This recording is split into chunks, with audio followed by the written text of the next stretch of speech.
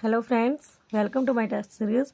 आज हम करेंगे EMRS एग्ज़ाम के लिए जो हमारा रीजनिंग का 15 मार्क्स का जो हमारा पार्ट रहेगा, उसके लिए हम सीटिंग अरेंजमेंट में हमने पहले जो वीडियो थी उसमें किया था हमने बंद व्यवस्था, और अब हम करेंगे खुली व्यवस्था के बारे में। इसमें पढ़ेंगे बैठने की जो सीटिंग अरेंजमेंट्स होते हैं, जो दो टाइप के होते हैं, बंद व्यवस्था और खुली व्यवस्था।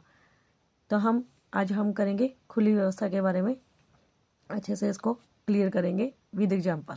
ओके, ध्यान से देखें। ऐसी व्यवस्था दोनों छोर से खुली होती है। जो ऐसी व्यवस्था होती है वो होती है दोनों छोर से खुली होती है। ऐसे इसमें कोई बाउंडेशन नहीं होती कि हमें टेबल के चारों ओर बैठना है, क्लास में बैठना है, कैसे भी, मतलब कि आयताकार जो अरेंजमेंट होता है उसमें बैठना है, ऐसा कुछ नहीं है। इसमें खुली व्यवस्था होती है, कैसे भी इसमें व्यक्ति बैठ सकते हैं। इस व्यवस्था में हम पहले व्यक्ति को अपनी इच्छा अनुसार नहीं बैठा सकते हैं। जो पहला व्यक्ति होगा, देखो जो मैंने आपको बताया था, ये जैसे इसमें हमने पहले व्यक्ति को ऐसे ही अपनी इच्छा से बैठा दिया था कहीं पर भी। ठीक है, देखो जैसे हमने मान लो जो बंद व्यवस्था होती है उसमें 6, 7, 8 जितने भी व्यक्ति होते हैं उनको हम उनमें से कोई भी व्यक्ति को हम ऐसे कहीं पर भी बैठा देते हैं, एक व्यक्ति को। उसके बाद हम उसके दाएं बाएं उसके बारे में हम बात करते हैं। ठीक है, लेकिन इसमें है जो खुली व्यवस्था है, जो इसमें हम किसी भी व्यक्ति को ऐसे ही कहीं पर नहीं बिठा सकते अपनी इच्छा से। इसमें जो स्टेटमेंट दी हुई है उसी के अकॉर्डिंग हम उसको पहले नंबर पर या दूसरे नंबर पर जैसे भी वो बैठाना है उसको वैसे बैठाएंगे, और न ही सभी व्यक्तियों को एक साथ बैठा सकते हैं। आगे देखें। खुली व्यवस्था के प्रश्नों को हल करने के लिए प्रत्येक कथन के लिए अलग छोटी छोटी व्यवस्थाएं बनाएंगे, और अंत में इन छोटी छोटी व्यवस्थाओं को जोड़कर मुख्य व्यवस्था को पूरा किया जाएगा। पहले छोटी छोटी व्यवस्था बनाएंगे और फिर उसको जोड़कर पूरा जो मुख्य अवस्था है उसको हम बना देंगे। यह ध्यान रखें कि जिस व्यक्ति का मुंह उत्तर दिशा की तरफ होगा, अभी मैंने आपको बताया है उत्तर दिशा की तरफ और दक्षिण दिशा की तरफ। अगर आपको नहीं पता तो आप वीडियो को जाकर देख लीजिए, जो बंद व्यवस्था वाली जो हमारी सिटिंग अरेंजमेंट की वीडियो है उसको आप देख लीजिए, आपको अच्छे से समझ में आ जाएगा। उसके बाएं दाएं हमारे अनुसार होंगे। अभी मैंने आपको बताया है, अगर उत्तर दिशा की तरफ किसी व्यक्ति का मुंह होगा तो उसके बाएं और दाएं, जैसे हमारा राइट हैंड है तो इसका भी जो राइट डायरेक्शन होगी वो भी ऐसे ही होगी, और अगर हमारा लेफ्ट है तो उस व्यक्ति का भी लेफ्ट होगा।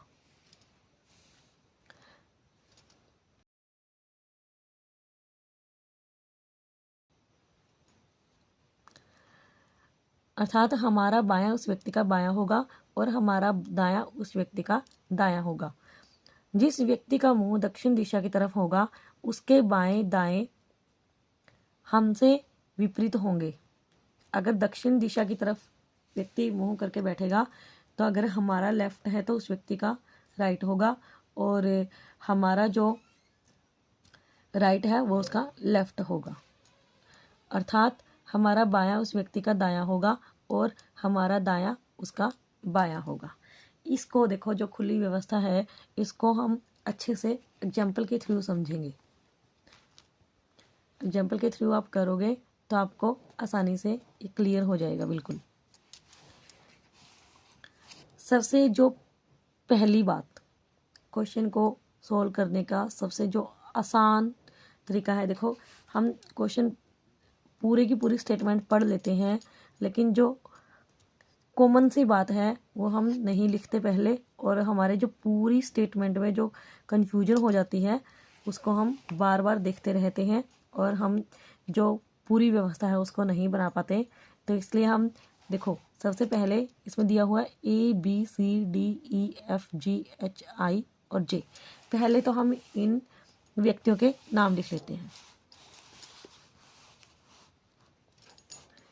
A B C D E F G H I और J। ठीक है, ये हो गए इनके नाम। ये हैं 10 व्यक्ति। आगे देखें, 5-5 व्यक्तियों की 2 पंक्तियों में इस प्रकार बैठे हैं कि पहली पंक्ति में एक व्यक्ति, देखो 5-5 पहले, सबसे पहले हम क्या करेंगे, 5-5 व्यक्ति बैठे हुए हैं 2 पंक्तियों में, 2 पंक्तियों में 5-5 व्यक्ति बैठे हुए हैं। तो हम क्या करेंगे, यहाँ पर पहले पंक्ति बना देते हैं। 1 2 3 4 और 5। 1 2 3 4 और 5। 2 पंक्तियाँ हो गई और दोनों में 5-5 व्यक्ति बैठे हुए हैं। अभी ये नहीं पता कि कौन सा व्यक्ति कहाँ पर बैठा है। स्टेटमेंट पढ़ते हैं। 5-5 व्यक्तियों की 2 पंक्तियों में इस प्रकार बैठे हैं कि पहली पंक्ति में एक व्यक्ति दूसरी पंक्ति के एक व्यक्ति के ठीक सामने उसकी ओर मुंह किए बैठा है। देखो, अगर इसमें बैठा है तो ये इसके सामने मुंह करके बैठा है, और इसमें बैठा है तो ये इसके सामने मुंह करके बैठा है। पहली पंक्ति के सदस्य उत्तरोन्मुख हैं। जो पहली पंक्ति है उसके सदस्य उत्तरोन्मुख है। देखो, इसमें जो पहली पंक्ति है, इसमें आप ध्यान से देखना, पहली पंक्ति ये होगी क्योंकि जो हमारा राइट हैंड है उसी के अकॉर्डिंग इसका राइट हो जाएगा। ठीक है, क्योंकि इसका मुख है जो उत्तरोन्मुख होगा, पहली पंक्ति होगी ये हमने लिख लेनी है। और उत्तरोन्मुख है, ये उत्तरोन्मुख है। ठीक है, तो मतलब कि हमारा राइट, इसका भी राइट, हमारा लेफ्ट, इसका भी लेफ्ट। आगे देखें, प्रथम पंक्ति में बी एच के तुरंत दाएं बैठा है। एक बार ये भी लिख लेते हैं हम। ये है दूसरी पंक्ति। रूल समझ लो, क्वेश्चंस अपने आप ही सॉल्व हो जाएंगे। दूसरी पंक्ति दक्षिणोन्मुख है। ठीक है, प्रथम पंक्ति में बी एच के तुरंत दाएं बैठा है। जो बी है एच के तुरंत दाएं। अभी हमें नहीं पता है कि बी कहाँ है और एच कहाँ है। ना ही हमें बी का पता है, ना ही हमें एच का पता है। हम ऐसे ही अपनी मर्जी से नहीं बिठा सकते कि हम बी को यहाँ बिठा दें या फिर एच को ऐसे। ठीक है, या फिर हम बी को यहाँ बिठा दें, एच को यहाँ पर। हमें अभी नहीं पता है। तो आगे स्टेटमेंट पढ़ें। जो डी के ठीक सामने बैठा है, बी एच के तुरंत दाएं बैठा है। एक बार हम लिख लेते हैं। बी है जो एच के दाएं, एच का राइट ये हो गया, एच का राइट ये हो गया। ऐसे बैठे हुए हैं एच और बी। ठीक है, प्रथम पंक्ति में बी एच के तुरंत दाएं बैठा है। जो, देखो, जो बंद व्यवस्था वाले मैंने आपको मेथड करवाया था उसमें जो वर्ड आया था। अब देखो, जो किसके लिए यूज हुआ है, एच के लिए यूज हुआ है। ये बी एच के तुरंत दाएं बैठा है। बी है जो एच के तुरंत दाएं, तो एच के जो ठीक डी के ठीक सामने बैठा है। जो मतलब कि एच ठीक डी के सामने बैठा है। एच के सामने क्या बैठा है, डी। एच के सामने बैठा है डी। ओके, एच के सामने डी बैठा है। लेकिन अभी हम इसको यहीं पर रहने देते हैं रफ में। रफली हम इसको देखते हैं। अभी आगे देखें। सी दूसरी पंक्ति के अंतिम किनारे पर है। दूसरी पंक्ति के अंतिम किनारे पर। अंतिम किनारा कौन सा हुआ, अंतिम किनारा यही हुआ, सी। दूसरी पंक्ति के अंतिम किनारे पर है ये सी। ठीक है। और डी के बाएं दूसरे है, डी के बाएं।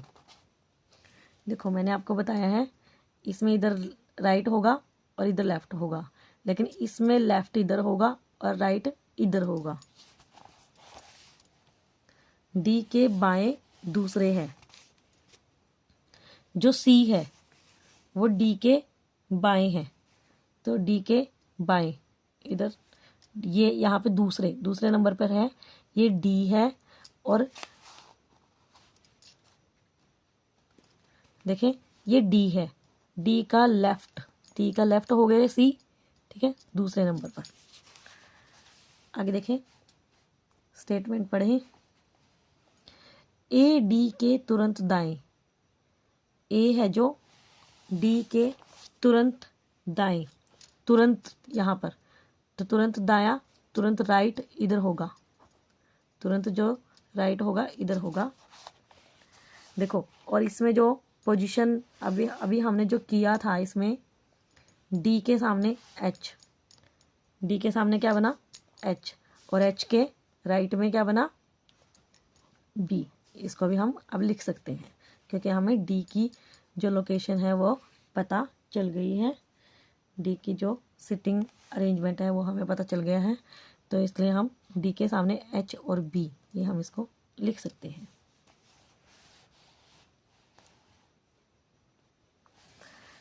आगे देखें, ए डी के तुरंत दाएं हो चुका है और एफ के ठीक सामने है, एफ के ठीक सामने है, एफ के ठीक सामने ए है जो एफ के ठीक सामने, यहाँ पर आ गया एफ, ठीक है। एक बार यहाँ पर है जो हमने नोट किए थे ऊपर, इसको हम टिक करते जाएंगे। ए की हमें लोकेशन पता चल गई है, डी की पता चल गई है, सी की, एफ, एच, बी, ठीक है, इनको हम टिक करते जाएंगे, ठीक है। बचे कितने, ई, जी, आई, जे, यही अभी बचे हैं। आगे देखें स्टेटमेंट को। ये जो करवाया जा रहा है मेथड आपको समझाने के लिए करवाया जा रहा है, ताकि आपको जब एग्जाम में सोल्व करोगे तब आपको टाइम ना लगे। अभी तो देखो समझने के लिए तो टाइम लगेगा, लेकिन जब आप समझने के बाद क्वेश्चन को करोगे आसानी से तो वो बहुत ही जल्दी हो जाएगा आपका सोल्व। आगे देखें, क्योंकि खुद करने में और समझाने में बहुत ही ज़्यादा फ़र्क होता है। समझाने में आपको अगर छोटी सी भी बात आपको समझाओगे तो हो सकता है आपको, अगर 1 मिनट की बात है तो उसको 10 मिनट लग जाए, ठीक है। लेकिन आप समझने जब हम खुद करते हैं तो हम 1 मिनट की अगर कोई बात है तो हम उसको 30 सेकंड में या 20 सेकंड्स में भी हम उसको कर सकते हैं। ये आप सभी को पता है इस बात का। और एक बात और देखो, जैसे हम यहाँ पर हम बीच बीच में आपको समझा भी रहे हैं, बता भी रहे हैं सारी बातें, लेकिन जब ये क्वेश्चंस जो रीजनिंग का पार्ट है हमारा, मैं आपको मेन बात आपको बता देती हूँ, जो रीजनिंग का जो पार्ट है हमारा, रीजनिंग के जितने भी क्वेश्चंस एग्जाम में आपके आएंगे उनको सोल्व करते टाइम आपका ध्यान इधर उधर नहीं होना चाहिए। अगर आपका ध्यान थोड़ा सा भी इधर उधर हो गया तो आपका वो क्वेश्चन गलत हो जाएगा, क्योंकि जो हमारी स्टेटमेंट में बातें दी होती है हम उसको भूल जाते हैं, हमें पता ही नहीं चलता हमने क्या लिखा है और कौन कहाँ पर बैठा है या फिर कौन क्या कर रहा है। ऐसे हम जो स्टेटमेंट है उसको हम भूल जाते हैं, और हमारा जो क्वेश्चन है उसमें कन्फ्यूजन पैदा हो जाती है, तो इसलिए हम क्वेश्चन को सही तरीके से हम सोल्व नहीं कर पाते। इसलिए आपको ये बात बिल्कुल ध्यान रखनी है कि आपका ध्यान जो रीजनिंग के टाइम है इधर उधर बिल्कुल भी नहीं होना चाहिए। आगे देखें, जी ई के ठीक सामने बैठा है, जी है जो ई के ठीक सामने बैठा है, जो दूसरी पंक्ति के किनारे पर है। जो, देखो जो आ गया, तो जो किसकी बात हो रही है? ई की बात हो रही है, जो दूसरी पंक्ति के एक किनारे पर है। जो ई है, देखो यहाँ पर तो सी है एक किनारे पर, तो लेकिन बचा कौन सा? ये किनारा। तो ई कहाँ पर आएगा? यहाँ पर। यहाँ पर आ गया हमारा ई। जी ई के ठीक सामने बैठा हुआ है। ई के सामने कौन बैठा हुआ है? जी। ठीक है, जी भी हो गया और ई भी हो गया। बचे कौन? आई और जे। अब इनको भी देख लेते हैं। जे किनारे पर नहीं बैठता है, इसने साफ साफ बोल दिया जे है जो किनारे पर नहीं बैठा है। जे अगर यहाँ किनारे पर देखो कौन बचा है? सिर्फ यही, ये बचे दो, तो जे यहाँ पर नहीं आएगा। तो जे कहाँ पर आएगा? यहाँ पर। और बचा कौन? आई। देखो अगर हम ये वाले जो हैं, अगर हम ये टिक नहीं करते, देखो हमारा सारा क्वेश्चन कंप्लीट होने को है, और अगर हम ये बातें नहीं लिखते और इनको टिक नहीं करते, हम सोचते रह जाते हैं, उसमें भी हमारा इतना टाइम वेस्ट हो जाता कि कौन सा बचा हुआ है, इसको बार बार पढ़ते रहते ए बी सी डी ऐसे। तो इसलिए इसको लिखना बहुत ही ज़रूरी है, ताकि हमारा जो टाइम है वो एग्ज़ाम के अंदर वेस्ट ना हो।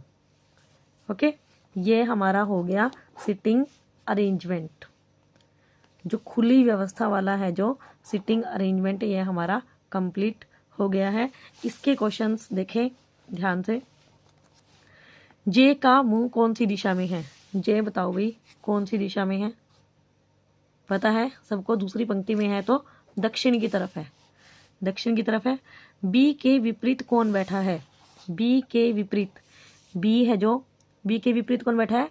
जे। बी के विपरीत जे बैठा है। आई का मुंह कौन सी दिशा में है? जो आई है, आई, आई का मुंह कौन सी दिशा में? सबको पता है, उत्तर में। ठीक है।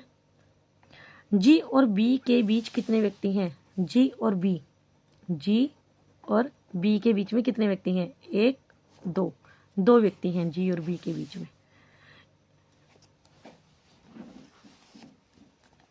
ए के बाएं दूसरे स्थान पर कौन बैठा है? ए के बाएं, ए कहाँ पर है? ये। और ए का लेफ्ट, ध्यान से देखना, ए का लेफ्ट दक्षिण दिशा में इधर होगा। ठीक है, ए के बाएं दूसरे स्थान पर, ए के देखो ये है फर्स्ट जो प्लेस और ये है सेकंड प्लेस, तो ए के दूसरे स्थान पर कौन बैठा है लेफ्ट में?